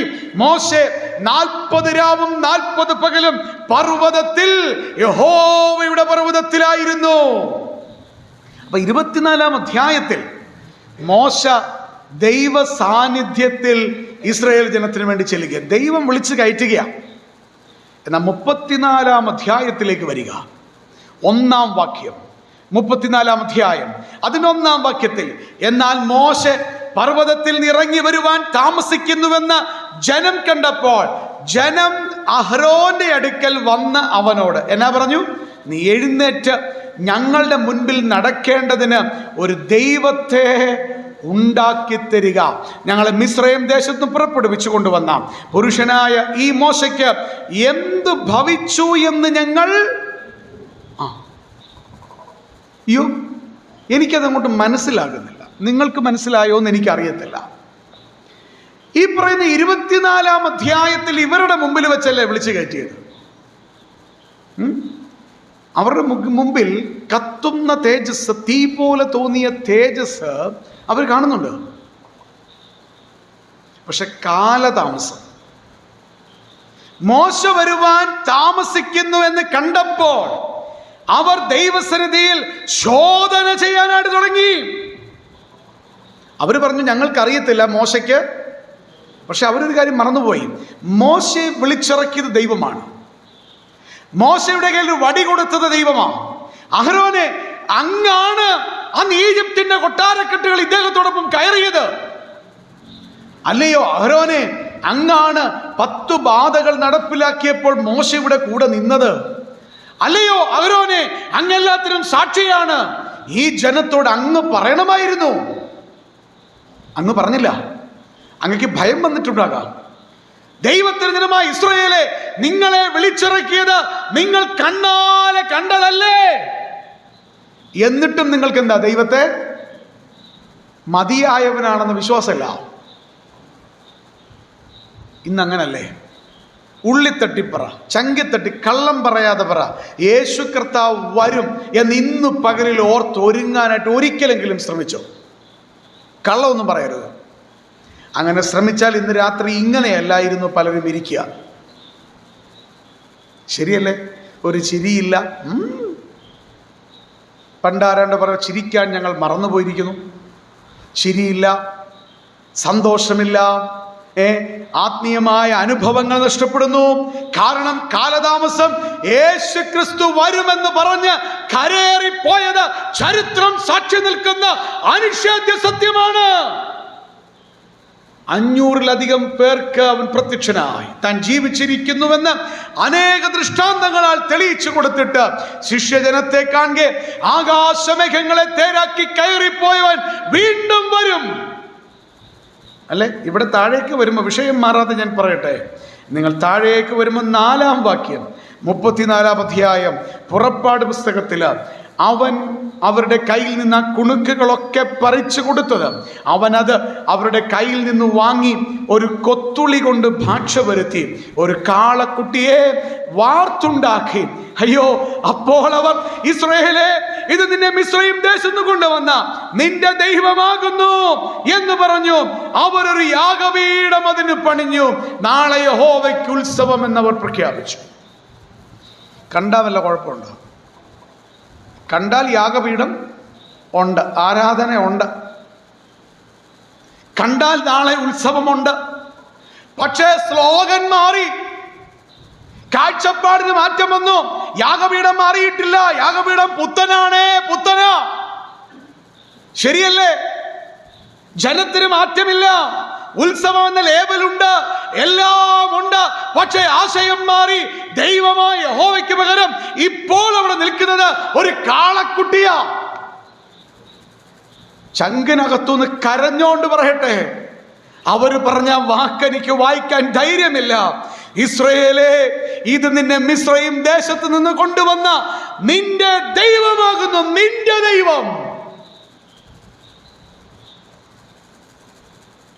ഇതാണ് മത്സരത്തിന്റെ കുഴപ്പം.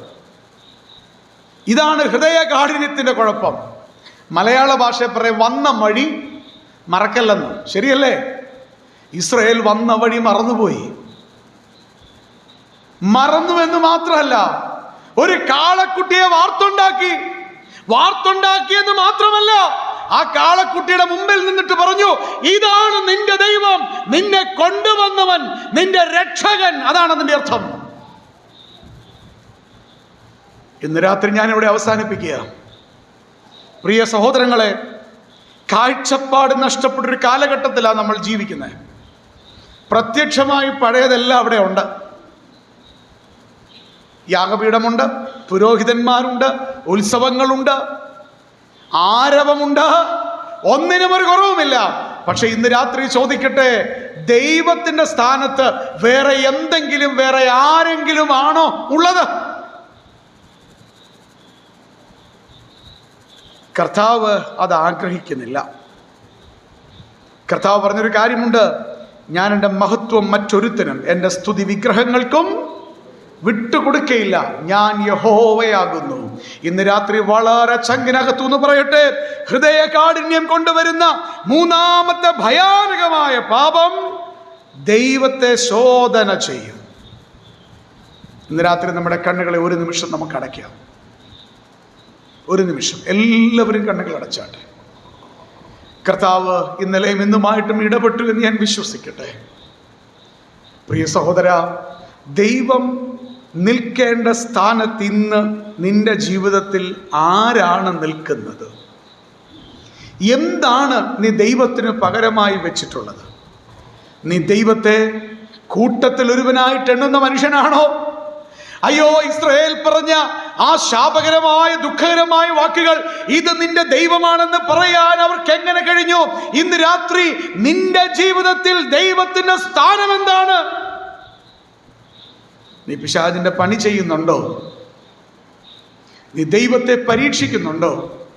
ഇന്ന് രാത്രി കർത്താവിനോട് പറയുക, എൻ്റെ ദൈവമേ, അങ്ങയോട് മത്സരിക്കാൻ എനിക്കിടയാവരുത്, അങ്ങേ പരീക്ഷിക്കാൻ എനിക്കിടയാവരുത്, എൻ്റെ പേര് മാറാൻ എനിക്കിടയാവരുത്. ഇന്ന് രാത്രി എന്നെ ക്രൂശിന്റെ മറവിലും മറക്കി കർത്താവേ, എൻ്റെ കുറവെന്നോട് ക്ഷമിക്കുക കർത്താവേ. അങ്ങനെ നടത്താമെന്ന് പറഞ്ഞ എത്രയോ രംഗങ്ങളിൽ ഞാൻ കർത്താവെ മനുഷ്യനിൽ ആശ്രയിച്ചിട്ടുണ്ട്. ഇന്ന് രാത്രി എൻ്റെ കഠിനമായ പാപം എന്നോട് ക്ഷമിക്കണേ. എനിക്കൊരു പുതിയ അനുഭവം, എനിക്കൊരു പുതിയ ദിവസങ്ങൾ, എനിക്ക് എൻ്റെ കുറവുകൾ മറന്ന് സന്തോഷത്തിൻ്റെ അരക്ഷയുടെ സന്തോഷം അനുഭവിക്കുന്ന ശരിയായ ജീവിതം ഇന്ന് രാത്രി എനിക്കൊന്ന് തരാൻ അങ്ങ് പ്രസാദിക്കണം. എത്ര പേർക്ക് ഇന്നത് പ്രാർത്ഥിക്കാനായിട്ട് കഴിയും? അതോ ഇന്ന് രാത്രിയും ഹൃദയം കഠിനപ്പെട്ടവരായി അയ്യോ ഇങ്ങനെയൊക്കെ പറയും എന്ന് പറഞ്ഞു പോകുന്നെങ്കിൽ ഇരുട്ടിലും അന്ധതമസിലും പോകേണ്ടതായിട്ട് വരും. അതുണ്ടാകരുത്. അതിനായിട്ട് കർത്താവ് സഹായിക്കട്ടെ. എല്ലാ പ്രിയപ്പെട്ടവരോടും എൻ്റെ സ്നേഹം അറിയിച്ചുകൊണ്ട് എല്ലാ മഹത്വവും കർത്താവിൻ്റെ പൊന്നുപാദങ്ങൾ സമർപ്പിച്ചുകൊണ്ട് വാക്കുകൾ നിർത്തുന്നു. ദൈവനാമത്തിന് മഹത്വം.